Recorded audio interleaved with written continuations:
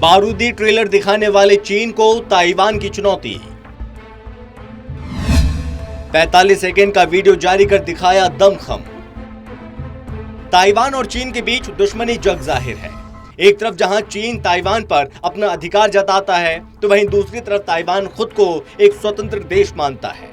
यही वजह कि दोनों के बीच तीखी बयानबाजी से लेकर डराने और धमकाने की बात होती ही रहती है। ये सिलसिला अब भी जारी है।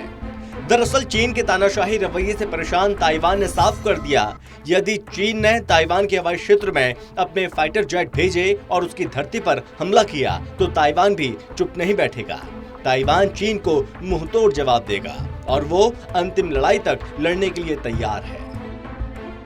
इसे देखकर लग रहा है कि चीन के राष्ट्रपति के सरेंडर का वक्त अब करीब आ गया है और ये हवाई दावा नहीं, बल्कि वो हकीकत है जिसे झुटलाया नहीं जा सकता। इसे सुनकर चीनी राष्ट्रपति के पैरों तले जमीन खिसक जाएगी। इस 40 सेकंड के वीडियो के जरिए ताइवान ने चीन को चुनौती दी कि अगर हम पर हमला होता है तो हम जमीन से लेकर आसमान तक हर जगह डटकर सामना करने के लिए तैयार हैं। ताइवान ने विध्वंस टैंकों के जरिए अपना दमखम दिखाया। आपको बता दें कि चीन काफी समय से इस बात को कह रहा है कि ताइवान यदि नहीं माना तो वो उस पर हमला करने से बाज नहीं आएगा। चीन की तल्खी की वजह ताइवान और अमेरिकी रिश्तों में आई मजबूती है। जैसे जैसे अमेरिका ताइवान का चीन के खिलाफ समर्थन कर रहा है, उसको लेकर रक्षात्मक रूप से खड़ा हुआ है, वैसे वैसे ही चीन अपना रुख इन दोनों के प्रति आक्रामक कर रहा है। पिछले दिनों जब अमेरिका का युद्धपोत ताइवान जल संधि से गुजरा था, तब भी चीन काफी आक्रामक रूप से पेश आया था। वहीं अमेरिका ने सफाई दी थी कि ये क्षेत्र पूरी तरह स्वतंत्र है और यही वजह है कि अमेरिकी शिप यहां से गुजरा था। चीन के एक्सटेंशन प्लान को करारा जवाब। इस समय चीन अपनी विस्तारवाद नीति के तहत लगातार अपना दायरा बढ़ाने की कोशिश में लगा है।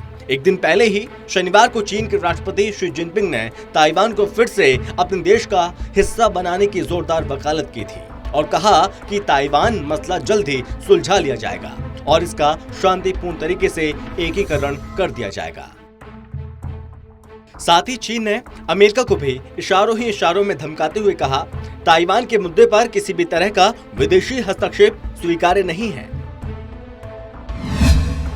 लगातार ताइवान में घुस रहे चीनी लड़ाकू विमान। बता दें कि पिछले 1 अक्टूबर यानी कि चीन के राष्ट्रीय दिवस के दिन चीनी वायुसेना के 25 लड़ाकू विमान, बॉम्बर्स और दूसरे एयरक्राफ्ट ने ताइवानी वायुसीमा का उल्लंघन किया था। हद तो तब हो गई जब कुछ दिन पहले ही चीन के 56 विमानों ने एक साथ ताइवानी सीमा में प्रवेश किया। यहां ताइवान में चीनी लड़ाकू विमानों की सबसे बड़ी घुसपैठ थी। इस दौरान ताइवानी वायुसेना के विमानों की चीन के लड़ाकू विमानों से आमना सामना भी हुआ। ताइवान के चारों ओर तेजी से बदल रहे हैं हालात। जैसे जैसे चीन और ताइवान में टकराव तेज हो रहा है, वैसे वैसे इलाके की शांति और स्थिरता को खतरा बढ़ रहा है। ताइवान के चारों तरफ शक्ति संतुलन भी तेजी के साथ बदल रहा है। इससे दशकों से चले आ रहे गतिरोध का भविष्य और खतरनाक दिखाई देने लगा है। चीन के साम्यवादी शासकों की एकीकरण मांगों के खिलाफ 70 से ज्यादा वर्षों से विरोध का झंडा बुलंद है। ताइवान अब चीन और अमेरिका के बीच गहरी कलह के केंद्र के रूप में उभरा है। अमेरिका ने भी ताइवान पर चीन को चेतावनी दी। ताइवान के मुद्दे पर अमेरिका चुप नहीं बैठा और उसने चीन को साफ साफ चेतावनी दी है। अमेरिका ने कहा, चीन की उत्तेजक सैनिक गतिविधि ने क्षेत्रीय शांति और स्थिरता को कमजोर कर दिया। इसके बावजूद चीन ने अपनी हरकतें जारी रखी।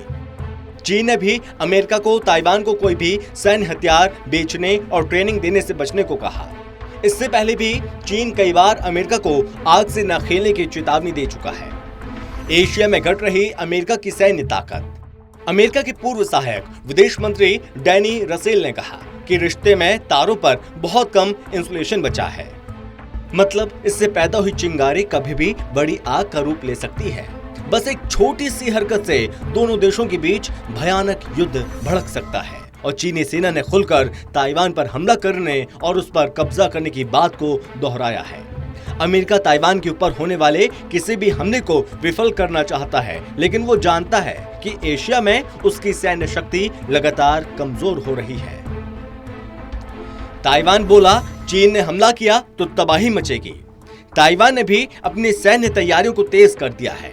डोनाल्ड ट्रंप के कार्यकाल के आखिरी साल में ताइवान ने अमेरिका से अरबों डॉलर के हथियार खरीदे थे। जो बाइडेन के राष्ट्रपति बनने के बाद भी ताइवान ने अमेरिका से कई तरह के नए हथियारों को खरीदा है। कुछ दिन पहले ही ताइवान की राष्ट्रपति त्साई इंग-वेन ने कहा था कि अगर ताइवान पर हमला हुआ तो भयानक तबाही मचेगी। माना जा रहा है कि उन्होंने चीन को सख्त संदेश देने की कोशिश की है। 2020 में अमेरिकी हमले से डर गया था चीन। अमेरिकी खुफिया रिपोर्ट में खुलासा हुआ कि अक्टूबर 2020 में चीनी नेता काफी परेशान हो गए थे। उन्हें अंदेशा था कि तत्कालीन राष्ट्रपति डोनाल्ड ट्रंप ने अमेरिकी सेना को चीन पर हमले का आदेश दे दिया था।